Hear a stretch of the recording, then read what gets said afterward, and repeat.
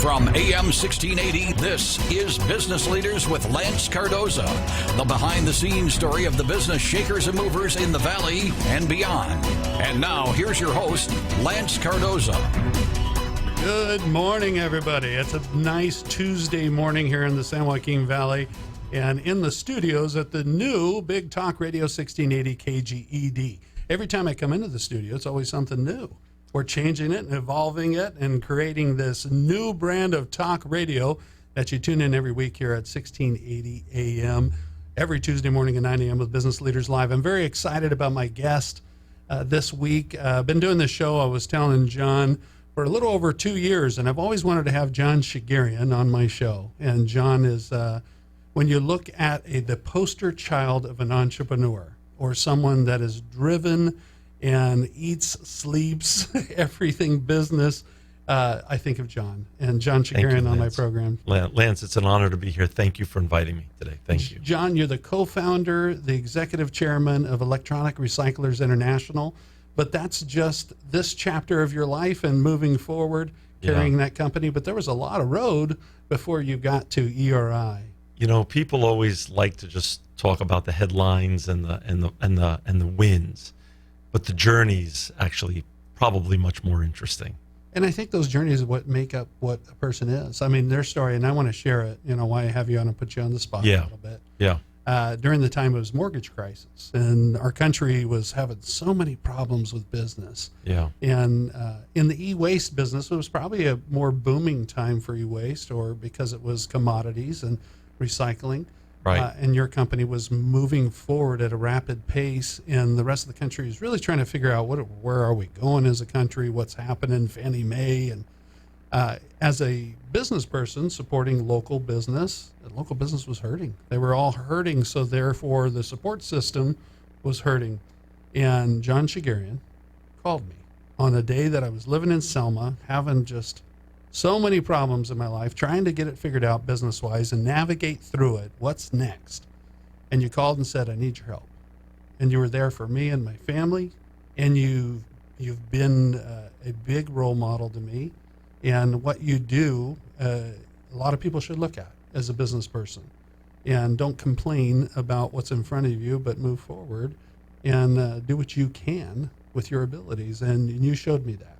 You believed in me, and you were there for me. And I really nice. Well, it's easy to love you, Lance. Number one, you're very talented, and you're also an amazingly loyal friend. And, you know, we're all people at the end of the day. So we all have to try to just do a little more wherever we are, you know, do as much as we can with what we've got and give back as much as we can to our communities. And ultimately, that makes the journey worthwhile. Absolutely. And so ERI, let's talk a little bit about leading up to ERI. Yeah. How you found Fresno, because you love Fresno. Yep. Your wife's family made their roots right here in Fresno. Right you came here and planted your roots. Right. What led you to the West Coast out here with ERI and putting together with your partners? Yeah. What? Give me that journey. Well, I'm a native New Yorker. As you know, I grew up in a little town called Little Neck, Queens, and my wife's from Fowler, California. So two little town kids got together, and she fell in love with New York. We started in New York, but once we started having children, our daughter Courtney, she said, I want to be out closer to my parents, which is very normal, and so we moved west in 88, and then in 96 we moved to Fresno, which was great because I had the best of both worlds growing up. I went to high school and college in Manhattan, where I grew up, and we had a horse farm in South Jersey. So being around farmland and rural areas was something that I was very, very comfortable with and that I enjoyed a lot. So moving to Fresno, and more specifically back then to Fowler, was really a nice way to start the journey in Fresno in 1996. And so you didn't just have a horse ranch too. You were a jockey at some point in your life, weren't you? Yeah. Well, actually, I wanted to be a jockey. I wanted to be a jockey. My dad broke the news to me when I was about 10 that I was too heavy and never going to be the right weight to be a jockey. And I became a harness driver. Yeah. the youngest harness driver of standardbred racehorses in the United States. And that itself was very foundational to being a good entrepreneur, in that, first of all, if you don't get up in the morning and do your work, it's not like the work doesn't get done. That means horses don't get fed and cared for. Very expensive investments aren't going to be feeling well. So, just the discipline that created for me, fundraising, how to raise money, how to work with people who are successful, and how to treat everybody as equals, all came out of the horse racing world, plus a competitive streak to win and to be the best. And in that world, my family came from quarter horse racing, and Right. there's different walks of life. That's Everybody marches to a different beat, and you have to be able to switch on a dime when you're doing business. And you know this all well, and in that business, of course. It's a great point, Lance. The emotional intelligence of growing up around horses, whether they're quarter horses, standardbreds, thoroughbreds, and working with people from all walks of life, and being empathetic to people from all walks of life, and I'm trying to understand them, is truly a great skill set to have going forward in life after my young years. So when you come out to Fowler and you make your way to Fresno, you were involved with many things. Yeah. And in that time period, you created even a brand that is iconic. And if you're a root beer lover, you know Bulldog root beer. And you think of Bulldogs, you think of Fresno, you think you're Fresno State, and you think of, Bulldogs bred and proud. And Bulldog root beer was created right here. Right here in Fresno, at Fresno's, in conjunction with the business school and Dr. Tim Stearns back then, and the School of Entrepreneurship, we created Bulldog Root Beer. And that was part of the bigger message of doing good and giving back at the same time. And it was a very great product to create here in Fresno. It became very popular, still sold in stores, and was a great way to get baptized to the whole Fresno experience. And, I remember both Coach Jim Sweeney and Coach Jerry Tarkanian, who became partners of mine in Bulldog Brewing Company in terms of messengers and people who promoted Bulldog Root Beer and the Bulldog Brewing Company, which we had. And I loved it when Coach Sweeney said, "John, I'm on board with you because," and then he gave me the good. And only Jim could do it this way. I'm Bulldog born. I'm Bulldog bred. I'm going to be a Bulldog to the day I'm dead. And it's hard not to be sold after you hear that from Coach Sweeney. Coach Sweeney, yeah, and he had such a way of delivering that too. He's the People best. still echo that today. Yeah. I'm producing television for Fresno State basketball, and out there, and it's funny when you see the old guard of Fresno State, they wear that on their sleeve. And Jim Sweeney was such a promoter of that, and the Valley Pride. The vet, him and Coach Tark were literally icons that are irreplaceable. Yeah, John, when you go through Bulldog Brewing and Bulldog Root Beer, and you're getting an education while you're growing this business, this company, where do you find yourself going from there? Because it's bigger and better. It seems like every time you get involved with something. Yeah. What happens next? Well, coming off of the homeboy industry experience in Los Angeles and post-riot Los Angeles, where I co-created with Father Greg Boyle, the great Father Greg Boyle, Homeboy Tortillas, in what we then had was the Grand Central Market, which then evolved to Homeboy Industries. While Father Greg was on a Jesuit mission, members of his board and myself got together, and we saw that we were onto something really big and created Homeboy Industries, which then Father Greg, when he came back, took it and ran it and made it the successful, iconic brand that it is today. Coming off of that life-changing experience, that you can do well and do good and give back while you still make a profit, maybe continually search for the next business venture that can be similar to that. And while we were running the Bulldog Brewing Company, I found one. You found one. And at that point, when that happened, it was a light went off in your head when you found that one. Was there a big challenge in front of you to build it? What was it? Both. Both. The light goes off, the challenges are ahead, and then the fun begins. And fun begins. When we come back from the break, we're going to talk about what that venture was, and there's much more in between that before you even get to Electronic Recyclers International. Sure. That and more with Business Leaders Live with John Shegerian when we return. Oh, all clear. We're still on Facebook. Great. So, Facebook Live, how are you doing? Make sure you like it, you share, you comment, and if you have a question, post it on there. David will let us know in the other room. And we have a different camera angle now. We got a camera from above. Cameras all over. They're working on it. This is nice. Yeah, so Talk Radio 1680 is reinventing itself. And, Right. And changing it and growing it and bringing all sorts of program on here. And my program, I like to focus on business leaders. What makes you tick? Does every day, do they do another Facebook Live on a different subject? They do have different subjects, yeah. Conservative talk radio, so in the evening it's the most conservative live talk radio starting from 3 p.m. all the way till 10 o'clock at night. Wow. Yeah, Monday through Friday. How many hosts come in during that period? I believe, Jose, there's like, what, 3 or 4 hosts in the evening? Starting at 3? 3 hosts, yeah. They do 2-hour blocks. Got it. Some are fun and entertaining. It's all good. Yeah, it's all fun stuff. We're on radio. We need to entertain people. You got to keep them on the dial. Linda knows. Linda was the producer of our podcast, Green is Good, for years, and she knows it can be really great. And Linda's going, no, I'm not here. Yeah, Linda is always here. If John Shegerian is there, Linda is around Linda's the corner. somewhere. You don't get to see Linda, but she's got eyes on you. Oh, and ears. And ears, yes. So, yeah, I'm glad to have you on here. So we'll talk about the next big venture, which I think I know what that one is. Yep. And then we'll go into that and talk about one thing that I really felt, and Yep. I know you were on Yep. the cutting edge of it, is you had your pulse on the young minds like yourself growing up, and you were listening to them, and you were there for them. Yeah, I was saying I was pretty low. I'm real hot right now. On the mic, it's really, really hot. There you go. Much better. Are you okay? Or Yeah, is it I'm great. Yeah, okay. Feel good. There we go. The before social media, Yeah.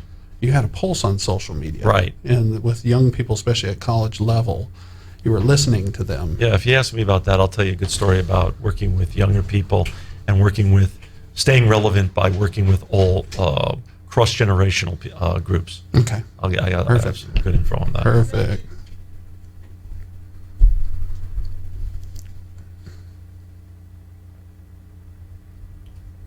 Hey, Jose, can you hear me, Jose? How do I turn mine down? How do I turn mine down just a notch? 15 seconds, stand by. It's moving now. It used to be right here. Check, check. Okay, that's better. Much better. Headphones, yeah. There we go. We good? Here we go. You are listening to Business Leaders with Lance Cardoza, the behind-the-scenes story of the business shakers and movers in the Valley and beyond. Once again, here's Lance Cardoza. Welcome back, everybody, to Business Leaders Live. Sitting in studio live, I have John Shegerian. He's the co-founder and the executive chairman of Electronic Recyclers International. We talked a little bit about you growing up in business and also talking about the next phase in your business career, which was a big, I think, impact to what you've become today as a business person. And I want to get into that.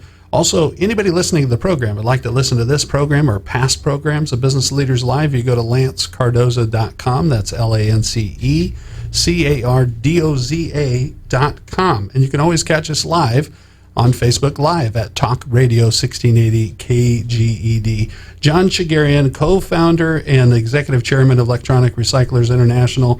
We talked about you were a harness jockey. Yep. You grew up through that business. You brought your family out to California, Fowler specifically, and made your way to Fresno, and started Bulldog Root Beer, Bulldog Brewing. Yep. And really got connected to the business community here in Fresno. That's right. And started cutting your teeth really on business. Yep. And then a next big phase of your career in business happened. Yeah, we had two young men who were making the T-shirts for us at the Bulldog Brewing Company while they made their way through college. The O'Brien brothers, Mike and Matt O'Brien, and they were constantly talking to me about this new thing called the internet, online, web. And we started talking about doing a web venture together, and we finally landed upon financialaid.com, and literally in the back of the Bulldog Brewing Company cooked it up, wrote the business plan together, went out to first we went to Northern California to go meet with the VCs. Yeah. Venture capitalists back in those days. Right, 98, 99, when the internet was literally just, Google was invented in 1998, so this is the beginning of times. Yeah. And every venture capitalist, basically took us by our neck and threw us out the door and said, what do you guys know about the internet? If I could go back there now, I'd go back to them and say, what do you guys know about the internet? This whole thing is just starting. And some great local folks put some money down invested in us, and off we went. And many people thought that it was never going to work, and we just stayed very positive to the whole project. And it actually was one of those web ideas, online websites, that we actually turned a profit very quickly. Yeah. Soon after launching it and dialing it in. And we made a lot of mistakes along the way. And a quick example, what you're alluding to is a lot of app developers, software developers, people that get into that space tend to get a lot of VC money, and they ramp it up in the hopes that they'll get swallowed up by the Googles and the other companies out there. And you're saying that when you got into the space, you guys were profiting pretty quickly, as most businesses want to do. That's right. Most were raising billions of dollars and spending it. We raised a very modest sum of money, not even $500,000, it was less than that. And we bootstrapped this business and eventually moved it to San Diego in 99, 2000, and ran out of a sublease office with basic used furniture. Mike and I sat at a desk sitting across from each other at one desk in a couple 100 square feet. And it was a very, very modest launch. And all the furniture we ended up buying were from all the failed .coms for pennies or dimes on the dollar after they went through billions of dollars. There was a huge, wipeout of pets.com and Webvan, where we bought our servers from and our furniture from, and literally just grew it to a brand that, again, did good, got more education opportunities to students across America that took the time to matriculate from high schools, and got them funding, either through a scholarship, grant, or through a Stafford loan, and eventually, as they went through college, consolidation loan. So we did that and democratized the student lending business where no one had done it really well online before. And we came up with a very simple website design and went out and hit the ground running, and it became a great success and a great lesson that don't pay attention, again, to the naysayers, because there was, for everybody who encouraged us, there was 100 that discouraged us. And we pushed forward. And again, it was that homeboy model. You could do really well and make a profit, but you could also fix a problem, put the online... Create a solution for somebody. Create a solution where there's a void, yeah, and then also do good for the community, get more people educated, which, Lance, we sold that business in October of 2004, and the problem is bigger than ever. It's such a sad state of affairs, unfortunately, right now. The education, financial aid problem still exists in this country in terms of people being burdened with too much debt and people finding the right opportunities once they matriculate high school and getting them through the process. Unfortunately, that system still can be improved upon. Yeah, broken system. And And it's funny that those companies that knew everything about the internet, Yeah, everything. just you stayed focused. And so many people get in that situation, and someone says you can't do it, or Yeah. someone else has probably already done it.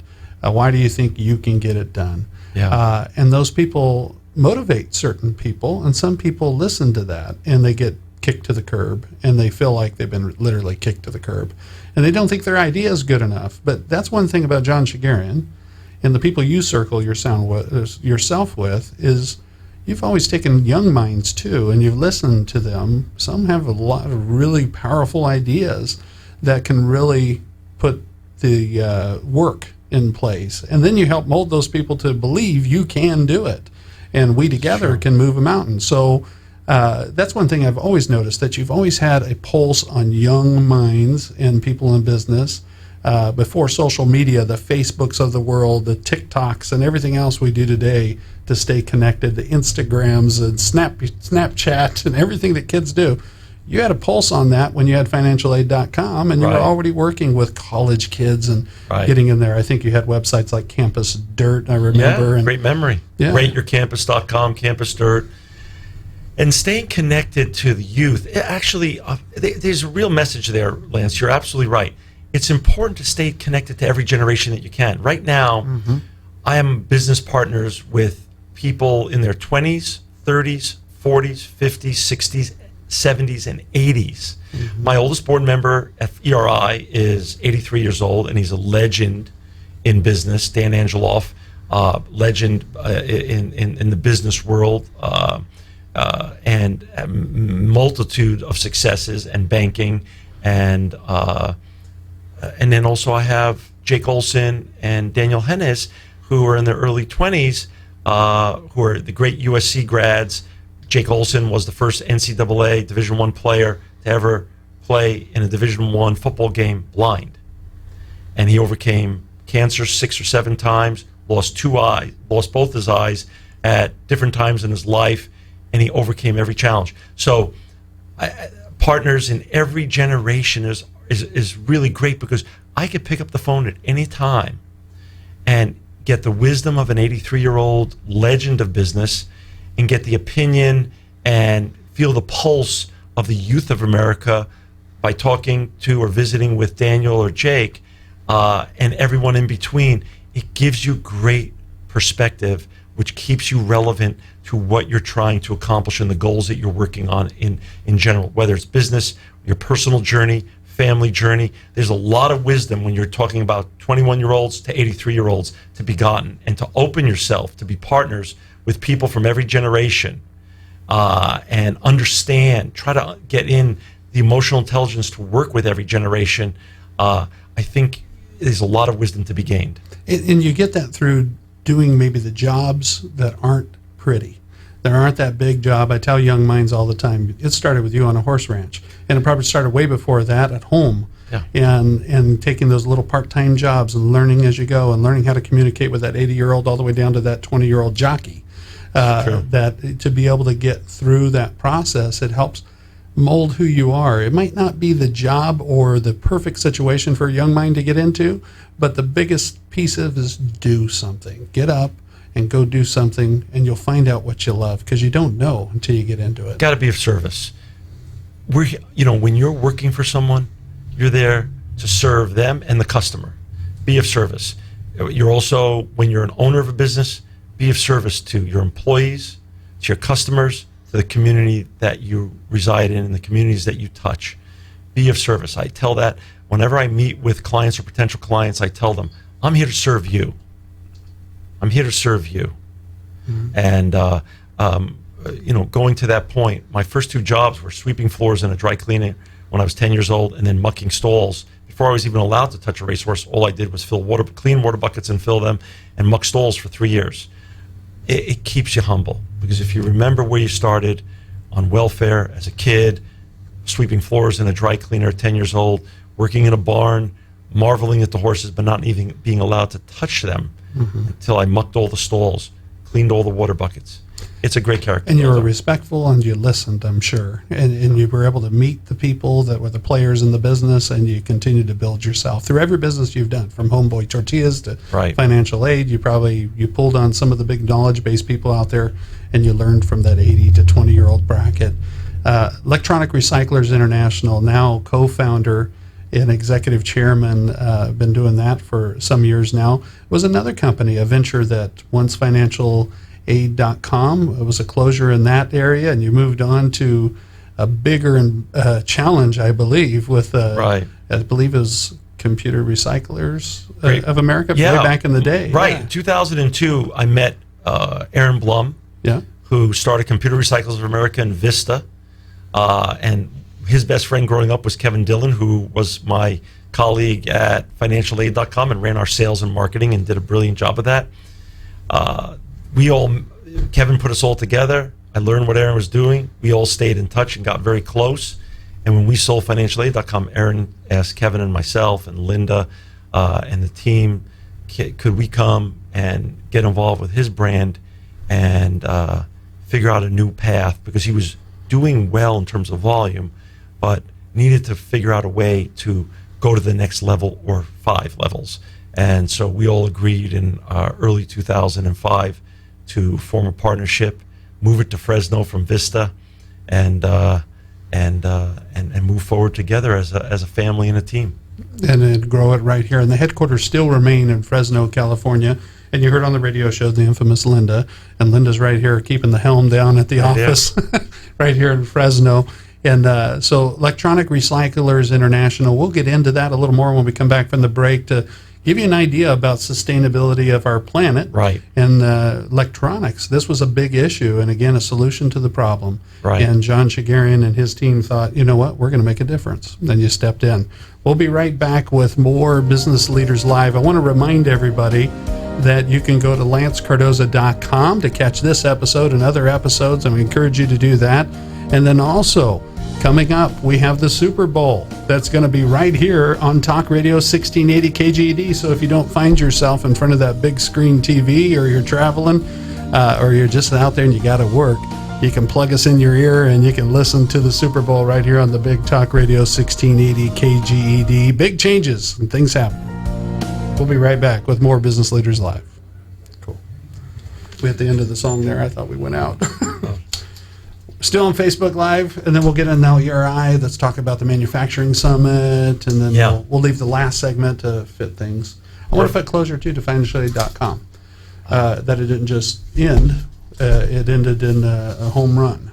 You know, or however you want to put it closer. Oh, yeah, to that. yeah. We'll talk about that at the end. And also, we could talk a little bit about, I'll tell a story on why I'm environmentally minded, and the story of how I got into that. Yeah. You know, why environment? Yeah. What led you to that? I'll tell you a great story. That it came from racehorses, and my father, he was the first guy to bring windmills to America.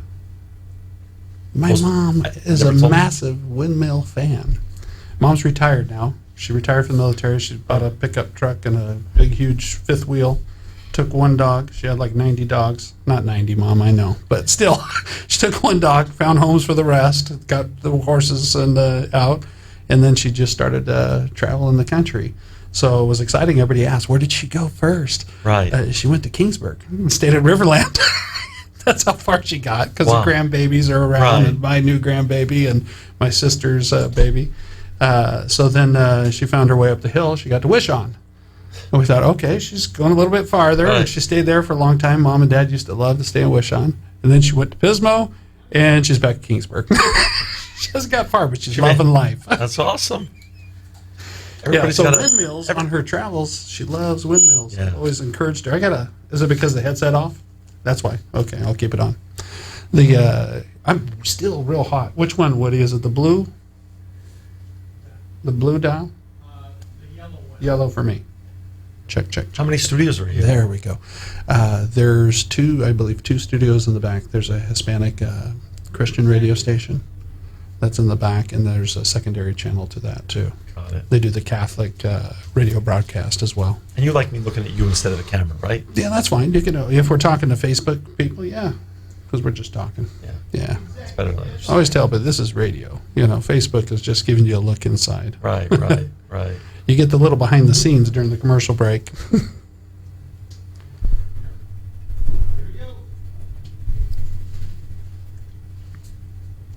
Giving you the inside story of business leaders in the Valley and beyond. This is Business Leaders with Lance Cardoza. Welcome back, everybody, in the Big Talk Radio 1680 KGED studios. Business Leaders live every Tuesday morning at 9 a.m. In studio, I've been talking to the co-founder and the executive chairman of Electronic Recyclers International, and John Shegerian. I'm a huge fan. I've been a huge fan, and I was excited to hear that you're going to be speaking at a manufacturing summit and right here in Fresno. And I know you've been speaking all over the world, so I was excited that right here where the headquarters of ERI, you're going to come back and talk about manufacturing, because the business of electronic recycling, it's a lot of people think, oh, it's like Sanford and Son, you know, you're collecting a bunch of electronics, but it is a big operation. It's big, and you've seen it grown, Lance, from pretty much day one. You were there documenting it, thank God. And we've grown from basically doing things by hand to creating the world's largest electronic waste shredders. And now we even have robots, Sam and Ernie, that use AI and robotic power to handle a lot of the electronic waste. You still can't basically automate the whole process, because CES was a couple of weeks ago, 22,000 new products come out. You can't stay up with the innovation nation that we are in creating new and better products all the time.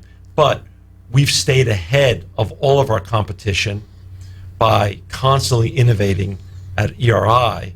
And that's why we have Sam and Ernie now, and that's why we have the world's largest and most sophisticated electronic waste shredder. So we employ 1,000 people nationally, and locally here in Fresno, over 250 people. So we're very proud of being one of the largest employers here in the Central Valley of California. I love the name Sam and Ernie. I have a feeling Ernie has something to do with your wife, and that her wife's father is Right. Ernie, and I have a feeling Sam is... It's actually an acronym for a super automated machine. There you go. Yeah, So that's how Sam got his name. Yeah. I was like, who's Sam? I know Ernie. Yeah. Was I right about Ernie? Yeah, exactly. So the robots Yes. and the manufacturing, that's Yes. pretty cool. Yeah. What a sustainable planet, and electronics were being dumped in the ocean. They were put Right. in landfills. It was Right. a big issue, and still in areas it happens in our world. Oh, yeah. And you're fighting against that to keep that out of our ecosystem and create a sustainable plan. Not only do you recycle, but all those commodities are going to aluminum, copper, and these developers, gold out of processors that go back into Everything our goes. system. Well, here's the great story. April of 2005, Aaron, Kevin, Tammy, my wife, Linda, who had been with me already 7 years or so, we all came together and started hiring a team one by one at 2860 Southeast Avenue in downtown Fresno, because the great Alan Autry, good friend, who was then the mayor, said, John, I want you to find and recycle a building in an area that needs redevelopment. So we both agreed, go look in that area. This building had been sitting empty for years. It had good, as we say, juju in the business world, because it had been a very successful venture with partners in the rag recycling business. And so it was sitting empty, and we came in, Linda's husband and the team of people renovated the building and fixed it all up, made it our offices and our home. So we start April 2005, and we recycle 10,000 pounds of electronic waste, and we think, jackpot, this is amazing. Yeah. And I would never have imagined that 15 years later, on an average month in our 8 facilities nationally, that we would be recycling 20 million pounds or so of electronic waste, give or take. Wow. And here, I'll tell you the great side, and I'll tell you the sad side of the story. The great side of the story is that we're zero waste, zero landfill, zero emissions. So we don't fix a problem and create other problems. Also, as you said, Lance, all the materials that come out of it, the glass, the clean plastic, the steel, the aluminum, the copper, the gold, all of it goes for beneficial reuse around the world. So it goes back to smelters, and we have 2 smelters that are partners, Alcoa, who is a minority investor in our company, sits on our board, and LS Nico Copper, the great Koo family out of South Korea and JX out of Japan came together, made a partnership called LS Nico Copper, one of the largest copper smelters.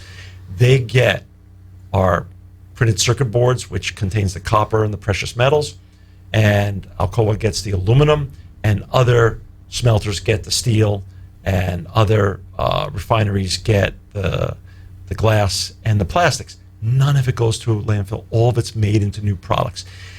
20 million pounds at this point, without context, sounds like, wow, they're just recycling it all. Yeah. The truth is, there's so much. We are producing so many electronics now. And since I met you 15 or so, 16 years ago, Lance, electronics have become so ubiquitous. Remember, when we started the company, there was no iPhone, iPad. Yeah. Drones weren't part of our vernacular. Robots weren't part. Cybersecurity wasn't part of our vernacular. Yeah. So, and also wearables. So electronics are everywhere. Nest. Our cars are basically computers on wheels. Yeah. All our home stuff, gadgets, Nest, Ring, Alexa, everything should be recycled when they come to their end of life. And so 20 million pounds is, unfortunately, the downside is all you drop in the bucket of the problem that still exists. E-waste is still the fastest growing solid waste stream in the world. It was the fastest growing solid waste stream in 2005. Yeah. It still is now, but at least we're doing our share. Yeah. At least we're doing our share, and we're excited about it. We're proud about it. And we've never been more excited going into 2020 about the prospects for growth this year and beyond. One of the big aspects that I saw, probably I don't know how many years ago it started, but I was very impressed about it, was not only the end of life, but you created a vision of putting electronics back in the field that could be repaired. Right. That could come from your partners in business, from big box stores that don't know, what do we do with this e-waste? Do we go to landfills? No, you don't go to landfills. You go to companies like ERI and you get it taken care of, but you were putting it back in the field to use. And that division of your company, I've understand, is like grown really big. That's grown big. The parts harvesting, where we sell also parts, has grown big.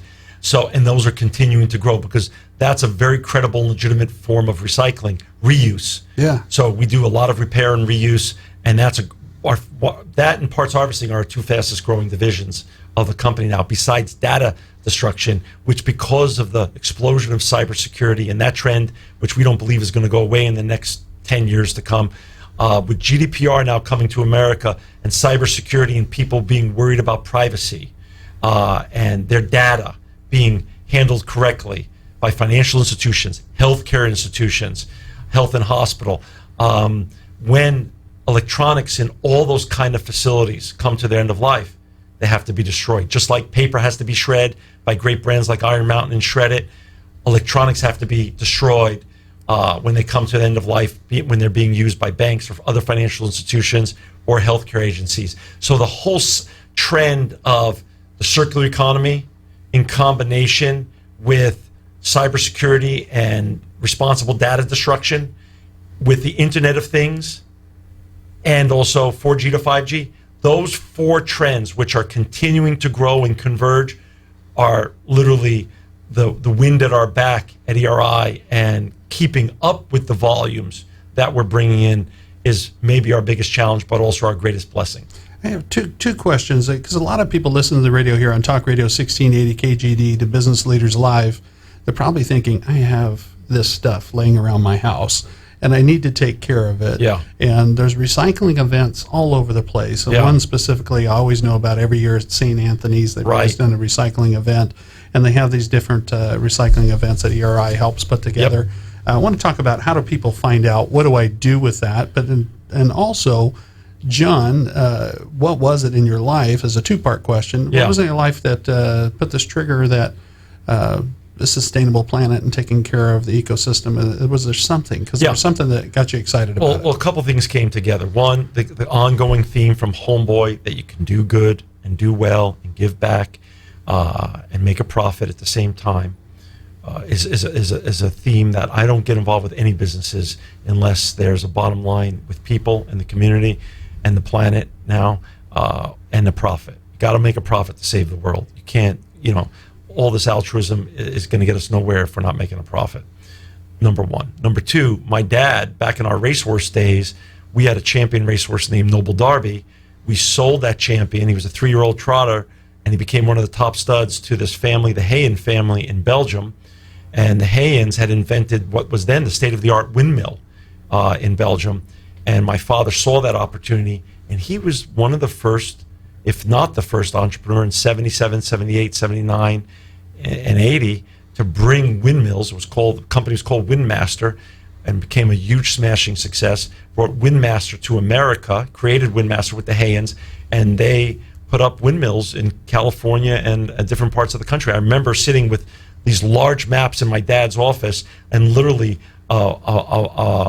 every square mile had the average wind speed across America in every square mile when they were studying where to put the windmills. So I realized it's just more than us back then. That why were we doing windmills? It was explained to me. I sat in with the bankers. My dad believed in bringing his kids with him to all the big business meetings and just letting us listen. And so we sat in with the bankers and understood why this was important and how they were selling it to their investors to fund this. And so that burning desire to do something for the environment stayed with me. And we then created ERI, which has doing good. And for the listeners too, a windmill, instead of putting a big engine to it Right. to pump water out of the ground, Right. the wind generated the energy and it pumped the water out of the ground and Right. pulled it up. So a lot of people see windmills today and go, Right. what does that do, or what did it do? And a lot of them are functioning still today. Absolutely. And as long as you keep it oiled and keep it taken care of, and the parts, you keep that machine running forever. And windmills are amazing. When we come back, we want to talk about some of that e-waste people have at home. What do you do with it? What do you do with Absolutely. e-waste? We'll be right back with more Business Leaders Live here on Talk Radio 1680 KGED. Want to remind everybody, Super Bowl, tune in. If you can't be in front of the TV, tune in to Talk Radio 1680 KGED. Will we be feeding the Super Bowl? More to come right here with John Shegerian. We'll talk about the Manufacturing Summit and more. We'll be right back. So I don't know if there's a place. 2 Sundays in March when I do St. Anthony's, and Oh. then get your chance again on August 8th. Perfect. So 2 Sundays, and they can find out information by going to Probably the website, St. Anthony's. St. Anthony's website. So St. Anthony's every year does it, and yeah. We'll also we'll give that. We'll also tell people they can email us at www.eridirect.com. Okay. And then also Staples, Best Buy, and all of our Amazon are partners of ours, and we could talk about that. That would be great. Yeah, You that know, they can give go a there. shout out. Yeah. That across America, because Facebook's across America and across Yeah. the world. Yeah. They all those places they could. Because we'll get questions. I know immediately Right. they're going, hey, where can I take my computer? Because Yeah. everybody, as you know, Right. has something. Extra. 15, 22nd of March. And then August 8th, 15, 22nd. Okay. Want to write that down? Yep. we're going to do two chances. Yeah, write that down, Lance. Do you have a pen on you? I got it. Right. What's I'll that put it right there here. next to you? That's a Oh. iPad pen. I've got it. 15 and 22nd and the 8th. Got it. And August 8th back at Chachansey Park. Yeah. Fundraising events I can mention That's for the FFA, actually. We're going to do the show. for that one. Okay. Oh, I'll go there. Yeah, it doesn't really matter. Yeah, it It's doesn't not- matter, but this is a great place where they can go, and they can, because I know that'll be probably a question that someone will be asking on Facebook. So on Facebook, you're getting the sneak peek. March 15th and 22nd at St. Anthony's Catholic School, right behind the Catholic Church, and that's on Moreau and Bullard. And on that day, it'll be on a Sunday, on the 15th, and Sunday the 22nd. 9 to 2. 9 to 2, you can drop that e-waste. And it's amazing when you see people show up, and I'm not telling, I'm preaching to the choir. It's amazing when you see people show up with a truckload of stuff that's just been You were there. accumulating. You guys. I mean, accumulating. back in the days when I still have memories of when we used to do those collection events at 2860, and 18-wheelers would show up. Yeah. Well, we had that one year we couldn't keep the truck coming back fast enough. It was remember. coming so fast. That's awesome. So there's definitely a need. And like you're saying, 20 million pounds. I remember when it was 250,000. Remember? And it was such, Lance. we did videos on it. It was a Lance. big deal. And now 20 million I can't pounds. even. And you haven't even scratched the surface No. on what needs to be done. Right. Yeah. The opportunity is just great. How long do we go back? Is with the last We segment? go back. This is the last segment. It'll be 7 minutes, 50 seconds. So we Great. got to fit as much in. We want to talk about Manufacturing Summit. At least Yep. tell people when it is. April 21st at the Convention Center. Okay, 1 minute. We'll be right back. We'll talk about Amazon, Best Buy, Staples. They're great partners, and they're doing a lot for the planet. And they get it. And they get it. They get it. And they get it. They get it. And so many people get into business, and a lot of them are out of business, that think they have the plan and they know what they're doing. But that's one thing I've noticed with you. You listen to people. You go and you communicate with other recyclers. What challenges do they have? Right. And how can we help each other through this? Yeah, You're right. Yeah.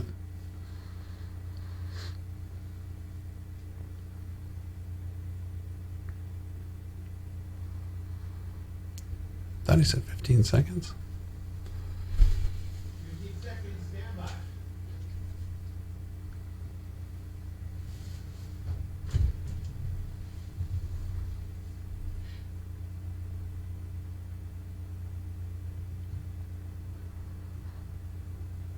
You are listening to Business Leaders with Lance Cardoza, the behind-the-scenes story of the business shakers and movers in the Valley and beyond. Once again, here's Lance Cardoza. Welcome back, everybody, to Business Leaders Live. John Shegerian in studio, co-founder and executive chairman of Electronic Recyclers International. We're talking about, during the commercial break, you get a sneak peek when you tune in on Facebook Live. If you like it, you comment, you share it at Talk Radio 1680 KGED. But John, we were talking about big box businesses out there in the world with electronics get it and are connected with ERI. And we talked about places where people can take the recycling stuff. So before we get into talking about the Right. partners, if you do have a computer, you have anything with a cord. Locally here in Fresno. Yeah, locally Right, in Fresno right, here. right. Yeah, you don't want to be driving from Right. Illinois. Right, and his right. eyes just got really big. Like, oh no, these Let us- recycling events, the recycling is just, it's amazing that Yeah. what people bring that are sitting in their garage. or in Everybody their home. has old electronics in their garage, their attic, in their basement, in their closets. I mean, it's just people don't know what to do with it still. They don't. And ERI gives you an opportunity to be able to, with community partners, and we'll talk about those partners. Sure. But they do have a recycling event at St. Anthony's Catholic Church, and that's on March 15th and the 22nd, the school behind the church. That's from 9 a.m. to 2 p.m. And you're able to bring your electronics down there free of charge. And you can drop off your electronics if you live in the Fresno city limits. Right. Or anywhere, as Linda just gave it. What would you do without Linda, John? I'm not even clear right now. She's amazing. So, and that happens on March 15th and 22nd. And down at Chachansey Park, Right. with the Fresno Grizzlies down there, ERI's partnered with them down there. And on August 8th is another big recycling event, so you have another opportunity. So there's 3 opportunities for you. And by going to some of ERI's community partners that get it. Yeah, we have great partners that we support and we do the recycling for. Best Buy has a take back program that started, and we started it with them back in 2006. Staples, we manage their program, so you can drop off at Staples across America. And now Amazon has gotten into it, and they're just wonderful and want to be one of the most sustainable brands in the world. And they are now collecting at 10 of their lockers across America. There's ERI bins, and that's going to grow hopefully in the months and years ahead. So with great partners like Best Buy, Staples, Amazon, and others nationally speaking, there's lots of opportunities. People just have to open their eyes and go get the stuff, and that stuff's going to be responsibly recycled if you drop it off at retailers that care. And anybody can go to the website, ERI Direct, Yeah. and send an email if you have a question. That's right. Or you want to know more on how you can do your part. That's right. And really know more about e-waste. Right. Because it is a very big problem. When you say 20 million pounds, I was sharing with you that Right. I remember it was at a quarter of a million Lance, pounds. you were there from the And- beginning. And there was, we were amazed. We were amazed. So now to hear 20 million, 8 facilities, and then be able to refurbish electronics and put it back out in the field, the Right. stuff that can be repaired. Because a lot of people say that. Why waste a perfectly good? Why? Let's put it back and put it to reuse. So That's it's right. amazing to see that in effect, and still at 20 million pounds, and it's not even scratched the surface. There's so much to be done. So much to be done, and we're more bullish on ERI today than we were the day we started it. We think we could double in size in the next 3 years or less, and that's how we're focused every day, and that's why we're bringing more robotics and AI into our company, and we're just excited about our 8 locations across America. Huge team to get this done, and Oh, you yeah. have to put people, and like you said, I have the greatest team. helping people and putting people together. You've created some careers for people that I've been amazed with. I come back to ERI and I still see the same faces, and I'm excited to see that. I know you have great safety programs, and I love being a part of in the past, going to those meetings, and you see family. It's almost like they're bringing their family to work, and people have done some It amazing is a family. things. You know, we have 15 or 16 key people. You know them all, Lance. Anthony Borges. Of course, you know my partners, Tammy, Kevin, and Aaron, Linda. But you know, you have Anthony Borges, David Rivas, Carol DeBellis, Tyler Browning, Angie Ransom, Jonah De Jesus. I mean, these people have been with me and us forever. They become family, just like your family. I mean, seriously, when you get that close, when you go through the trenches, the good times and the bad, everyone becomes like glue. Yeah, and that's what connected me to you when you helped me out, is I knew your story, and it was not always perfect. It's not at and all. you hit that wall, but what did you do when it hit the wall? And you shared a story one time when your son was young, and it impacted me because I felt that same story, and I thought, you know what, I can pull myself back up and I can get this done.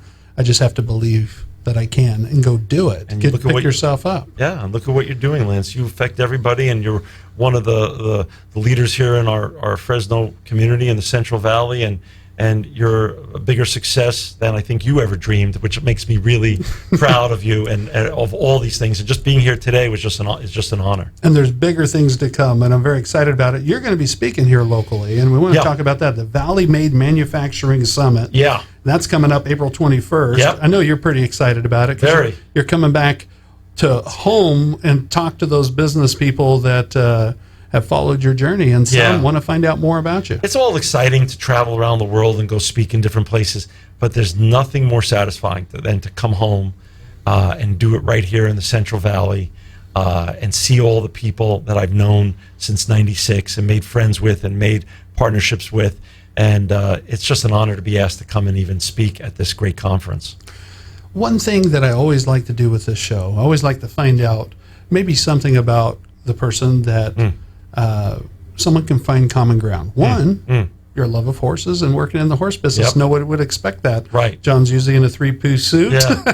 and he's out talking to the. I love wearing ropers also. Let me tell you, Lance, I've my seen ropers, them. yeah, you've seen my ropers. I've seen them. So, but it's amazing when you find that common ground connection. You can go up and shake your hand and Yeah. create dialogue that there's something in common. Just something you'd share about yourself that maybe somebody doesn't know about. Quickly as we wrap up here, and then what do you want to leave people with? My 2 favorite thoughts that I go through the day with. Discipline is freedom. Discipline is freedom. Discipline in everything you do. Your work ethic, how you eat, how you sleep, and everything that you do, it creates a freedom for yourself that you know you did your best. That's number 1. And my favorite poem is the shortest poem on the planet. Muhammad Ali, Me, We. Think about that. It's really powerful. When you take care of yourself first and you're always your best self, you could affect all the others around you. Me, we. I love it. John Shegerian, thank you for being on Lance, the program. I love you, and thank Love you for having too, me here. yeah. Thank you so much. Every Tuesday morning at 9 a.m., join me right here at Talk Radio 1680 KGED with more business leaders. Cliff to tell you next week right here in studio.